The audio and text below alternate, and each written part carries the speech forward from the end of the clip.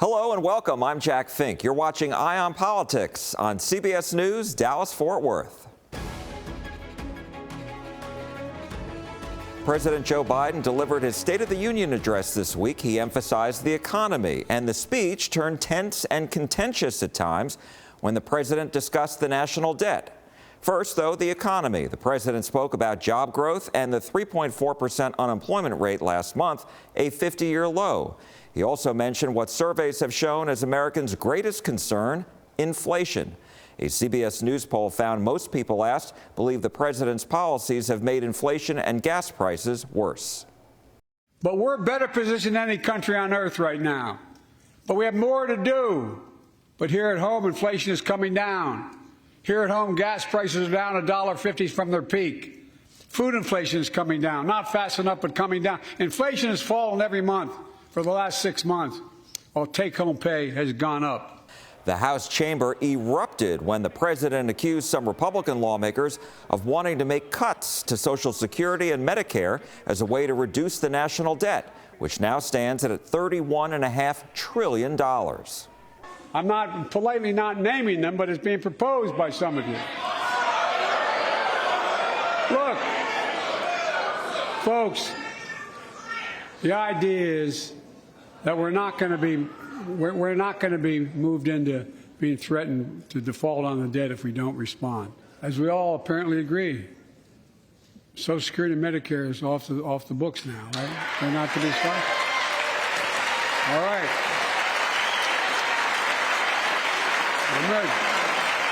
We got unanimity. Mr. Biden's address comes as he faces a divided Congress for the first time during his presidency, and weeks before he's expected to announce he's running for a second term. Following the State of the Union, we spoke with members of Congress from North Texas. Meantime, the president hit the road to a battleground state. President Biden spread his economic message in Wisconsin, touting high-paying union jobs he says will be created by the infrastructure bill passed by Democrats and Republicans. During his State of the Union speech, the president spoke about job growth. But unemployment rate is at 3.4%, a 50-year low. Near record unemployment for black and Hispanic workers. After the address, Democrats in Congress from North Texas gave the president a thumbs up. So I like the fact that he talked about the unemployment rate. You know, the lowest has been since 1969. I thought that was a really good bipartisan line. I think we heard an optimistic president talking about some of the historic accomplishments that we've made over the last 2 years, many of them bipartisan, coming out of the COVID pandemic, getting the country back to work. But a CBS News poll continues to show Americans remain most concerned about gas prices and inflation. The president said both are improving, but Republicans say Americans are still feeling the effects of record high levels of both during the past year. The American people are hurting at the kitchen table. They know better than to believe what President Biden said tonight, because they're feeling the pain of this. And let's also come together on immigration. The president also urged members of Congress to pass his comprehensive immigration reform plan and said his new policy along the southern border is working. We've launched a new border plan last month. Unlawful migration from Cuba, Haiti, Nicaragua, and Venezuela has come down 97% as a consequence of that. But American border problems won't be fixed until Congress acts. Republicans strongly disagree and say the president's policies have created an open border. We had never had a month in our history of over 200,000 illegal border crossings, ever. We've had 10 months in a row of over 200,000. The worst month ever was 251,000 in December. We've had 5 million people cross the border. We don't know who these folks are under his watch. A Southwest Airlines executive was on the hot seat and grilled by lawmakers on the Senate Commerce, Science, and Transportation Committee about the airline's operational meltdown before Christmas. Thousands of flights were canceled and tens of thousands of travelers were left stranded and couldn't spend the holiday with their families. What happened over Christmas was appalling. It was an epic screw-up. Senators didn't mince their words about Southwest Airlines' operational meltdown that left tens of thousands of customers stranded before and after Christmas. Neither did Southwest Airlines Pilots Association president. It was a failure, epically, from top to bottom. Southwest's Chief Operating Officer Andrew Watterson apologized twice. Let me be clear, we messed up. Pilots and flight attendants have said the airline's crew scheduling software became overwhelmed by all the flight cancellations, meaning they couldn't match crews to their planes. The pilots have been sounding the alarm bells for over a decade. We've been the whistleblowers on this. We've seen these meltdowns occur with more frequency and more severity. Watterson told senators Southwest is spending $1.3 billion to upgrade its technology, including its crew scheduling software. Tomorrow, the reflex will go in and it'll be live in our production system. He also said the airline's infrastructure was inadequate to handle winter weather and that they're doing a top-to-bottom review that should be completed by next month. We need more infrastructure at airports for de-icing. We need more de-icing trucks. We need new technology systems with de-icing. We need to weatherize our ground support equipment. Senator Ted Cruz warned against imposing new government rules. The Biden Department of Transportation should instead let the flying public vote with their feet. An airline spokesman tells CBS 11 it's paid out 99% of its customers' claims for reimbursements for new flights, hotels, car rentals, clothing, and meals. I just wanted to be with my family. And Meg Wilkerson was among those impacted by the meltdown. She said the airline returned their luggage and reimbursed them $6,000. Southwest did come back, did do the right thing, so we will be flying Southwest again. In other news, Governor Greg Abbott has scheduled the State of the State address for Thursday evening, February 16th. This is the speech many state lawmakers are waiting for to see what the governor considers top priorities or his emergency items. Lawmakers can debate and pass bills designated as emergencies as soon as possible. Other legislation filed cannot be approved until 60 days after the legislative session begins. So here's another question. Could Texas legalize casino gambling and sports betting? Legislation has now been filed that would change the Texas Constitution if approved by most lawmakers and then the voters.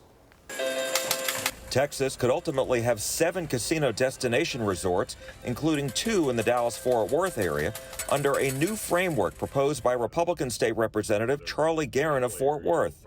I think that's something that we need. We're losing billions of dollars to Oklahoma, Louisiana, New Mexico, and Nevada. And let the voters decide. The Sands Corporation, which operates casinos in Las Vegas, has advocated for this in past years and recently placed this digital ad during an NFL game to push for this idea again. The company formed the Texas Destination Resort Alliance, which said in a statement, quote, "These destination resorts will bring massive economic benefits to the state, including tens of thousands of jobs." The Chickasaw Nation, which operates the WinStar Casino in Oklahoma and owns Lone Star Park in Grand Prairie, where there's live horse racing, said it also supports casino resorts in Texas. Opponents include Republican State Representative Matt Shaheen of Plano.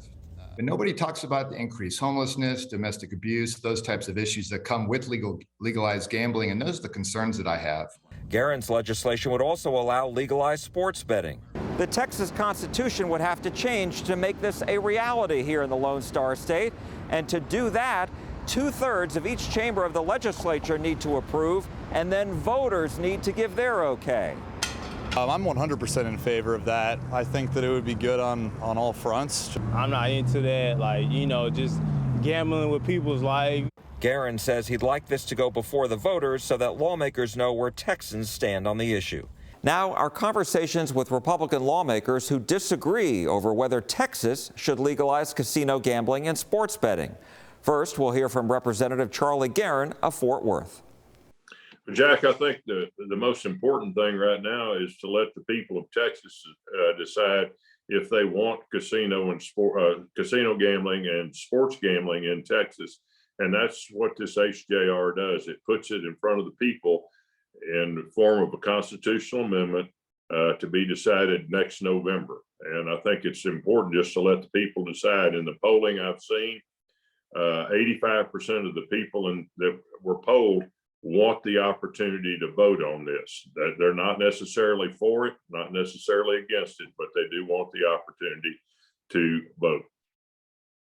And do you support, having casino gambling and legalized sports betting in Texas?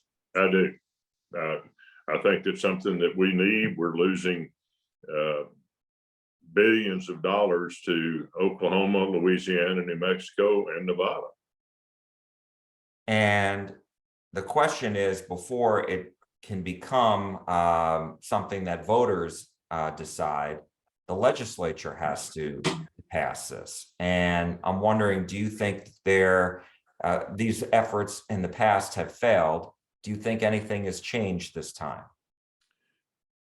I do believe that there's more support for this. Obviously, we have to get 2/3 of the House and 2/3 of the Senate to approve this. We've never tried it on a truly destination resort, which this HGR creates destination resorts, not just casinos, but fabulous hotels, restaurants, showrooms, and retail. And all of that not only creates jobs, but it generates a lot of money for the state of Texas. And so you're not talking about where you would see slot machines in convenience stores or at the airport or anything like that? No, I'm not envisioning slot machines at every convenience store or even at the railhead. I think that we need these destination resorts, and we visited with the tribes in Oklahoma. WinStar's not going to shut down if this happens. They're going to continue to do it there, and it's the clientele that these would attract would create a lot of dollar volume just in retail sales and clothing and accessories. And I wanted to ask you, because you talked about the framework. So when it relates to casino gambling, you're envisioning, as part of your resolution, 2 of these casino style resorts in the Dallas-Fort Worth area, 2 in the Houston area, 1 in San Antonio, 1 in Corpus Christi, 1 in McAllen. And I'm wondering, why 2 in the Dallas-Fort Worth area? Because the population supports that, and that's what we looked at. The DFW area, the Houston area would support 2 of these large destination resorts, where McAllen, the Valley area will probably only support 1. And so we looked at population and tourism, and I don't want them to build a luxurious resort and have it go broke because nobody's there. And if we put one at Godly, Texas, it's not going to produce the revenue that it is in the DFW area. And from what I was reading, there is a change this time around in your legislation that would be more friendly to operators of the horse racing industry. Can you explain that? This legislation is crafted for the existing horse racing licensees. Not to say that they qualify, they would have to apply like anyone else would, and the licenses could be sold. But no matter who holds a horse racing license, they'll still have to go through this newly created Texas Gaming Commission in order to be approved. And the legislature and the Gaming Commission will set the rules on that. Obviously, pari-mutuel betting has been approved in the areas where there are tracks now, and they're diverse in the areas that they are. The 3 Indian tribes in Texas will fall under the ICRA Act, the Indian Gaming Act, through the Department of Interior. So those the Kickapoos are qualified, and they would have to apply for a license. The Tigwa and the Alabama Coshada are not IGRA tribes, but they could become IGRA tribes. And as far as like the horse racing that's allowed now, obviously Lone Star Park comes to mind in Grand Prairie. This would enable them to compete on the same level, right? There won't be a staged or a tiered system. They would be able to operate, if they're approved, one of these casino gambling resorts. They would be able to, and they would have the option of creating a destination resort at Lone Star Park, or they would be able to build a casino destination resort in another area in the Dallas-Fort Worth area.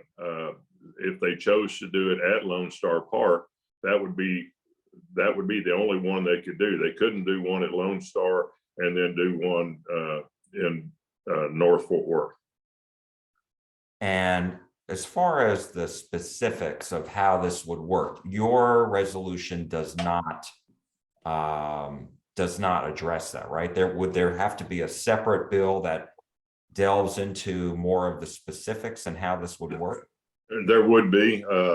The enabling legislation has not been filed yet, but it have to be filed, and it would get into the details, and the legislature would decide on sports betting, what type of sports betting would be allowed in the state of Texas. So all of that would be decided by the legislature. The enabling legislation probably will be filed in the next week or two. And in order to pass, would that enabling legislation and the HJR have to pass both of them? Yes, with the HJR is the most important one because that puts it in front of the people of the state of Texas. If the people of the state of Texas approve it, we don't have to have an HJR now. We could wait in 2 years and do the HJR. I would like to see it happen now so that we can move forward if the voters decide that we want destination casino gambling in Texas. Would the enabling legislation have to come first, though, in order for, you know what I mean? So you couldn't do, or could you do HJR before the enabling legislation, or you can't? Yes. If we could do just the HJR, that would not, in my opinion, not be ideal, but we could do the HJR, get it on the ballot, and then if it passed, we could do the enabling legislation in 2 years. Ideally, we would pass both of them this term. And I know there's a similar resolution in the Senate. Have you had conversations with Senator Carol Alvarado, who filed that bill? I have not, and I'm not certain that hers will be the only bill filed on the Senate side. I'm going back to Austin today, and I hope to set up a meeting with her and some other senators, as well as the lieutenant governor, to talk about this.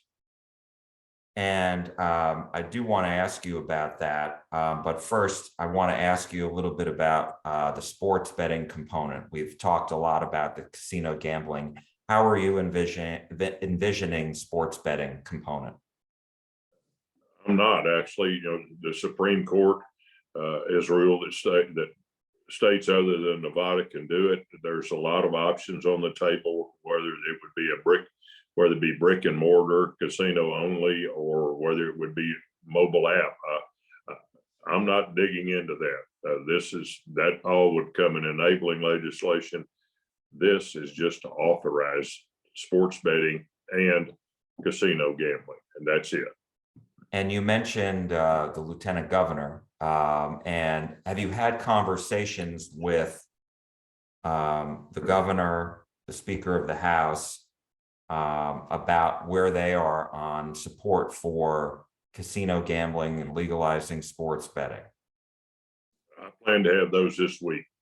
Now that the legislation is out there, we have something to talk about. Before it was filed, there was nothing specific to talk about. And I think it's important that we dig into the details. And if there's part of this legislation that is objectionable to one of the big three, then we can make changes. Obviously, you know, committees haven't even been formed yet. So once the committees are formed and it is sent to a committee for consideration, and we'll get into the details in those committee hearings. And this HJR can be changed with a committee substitute or amendments. And while the House still is waiting for committee assignments, the Senate does have them already. I know that in the past, the lieutenant governor has been very much opposed to the idea of casino gambling and legalized sports betting.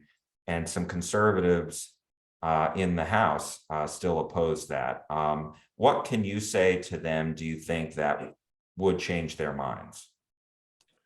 I'm going to just sit down and visit with them and see if there's an objection to this, what we can do to overcome those objections.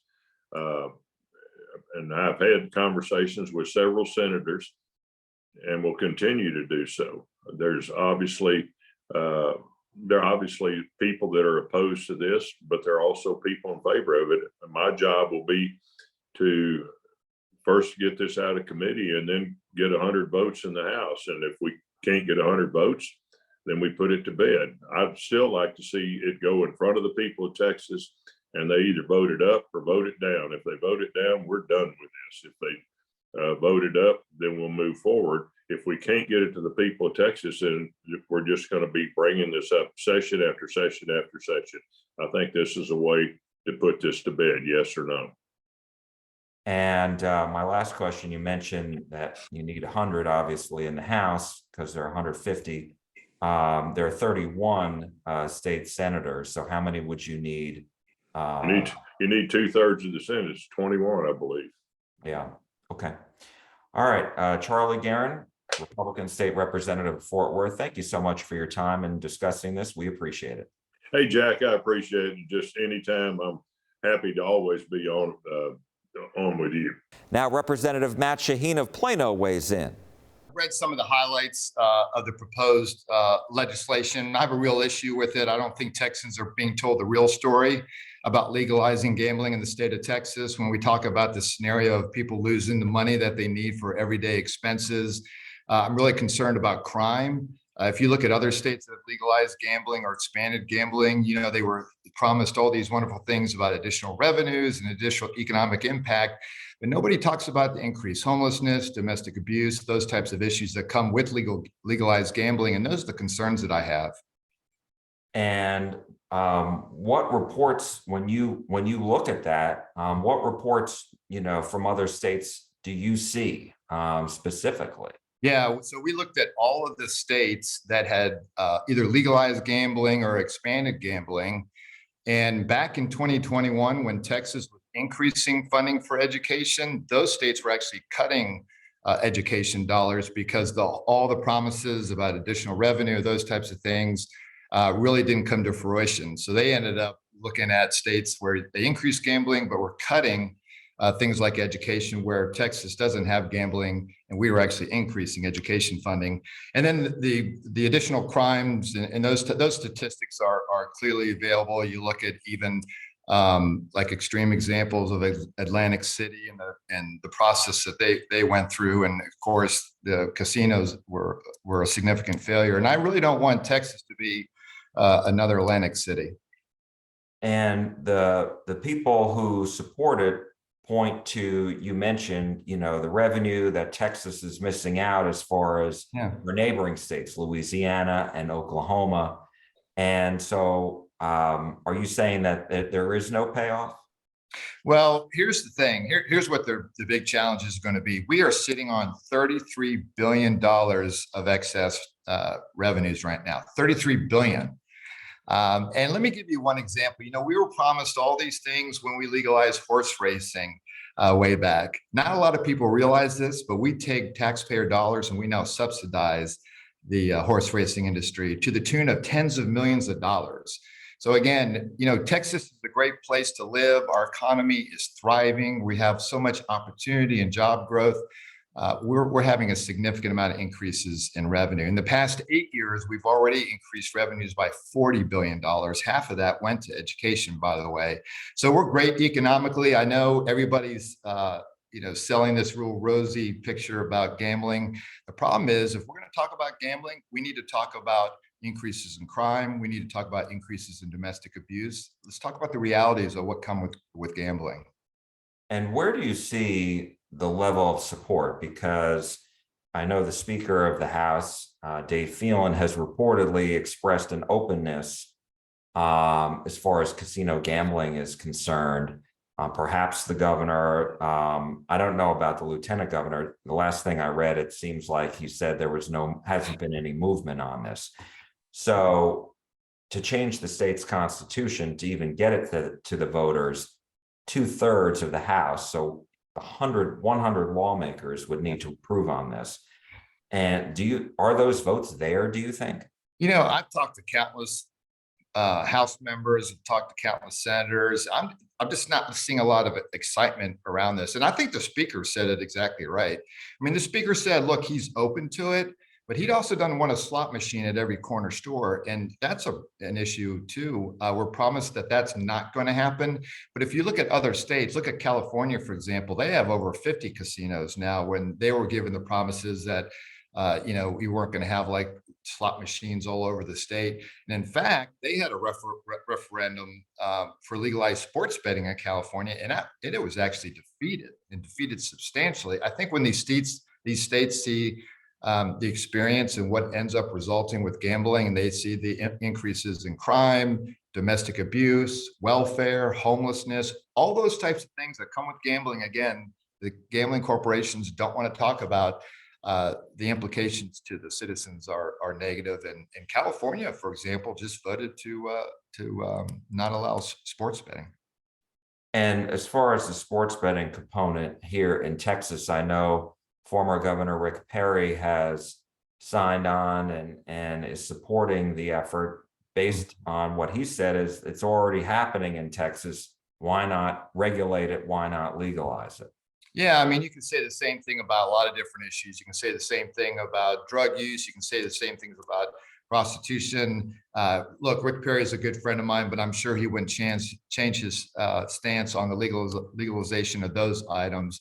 And so, look, I'm looking forward to the debate. I'm going to point out some of the negative consequences of gambling. Again, it sounds great. It really does.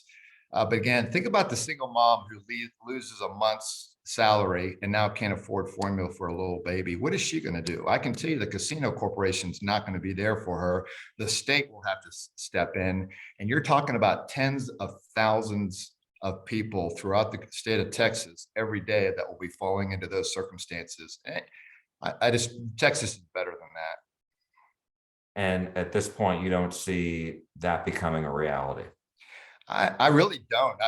I've talked to countless House members, senators, and everybody's aware of it. But look, we're dealing with a $33 billion surplus. We're trying to figure out how to cut people's property taxes, right? We have a border issue. We have foster care and adoption, right? We have a lot of issues before us. I just don't think members want to waste a lot of time on this type of issue. State Representative Matt Shaheen of Plano, thank you so much for joining us and sharing with us your opinions. We appreciate it. You bet. Thank you. Other legislation filed would only legalize sports betting in Texas. That is supported by the Texas Sports Betting Alliance, whose spokesperson is former Governor Rick Perry. We reached out to the offices of Governor Greg Abbott and Lieutenant Governor Dan Patrick seeking comment about this issue, but we didn't hear back. A spokeswoman for Speaker Dade Phelan said he declined comment at this time. That's all for Eye on Politics this week. Thank you so much for joining us. I'm Jack Fink. You're watching CBS News, Dallas-Fort Worth.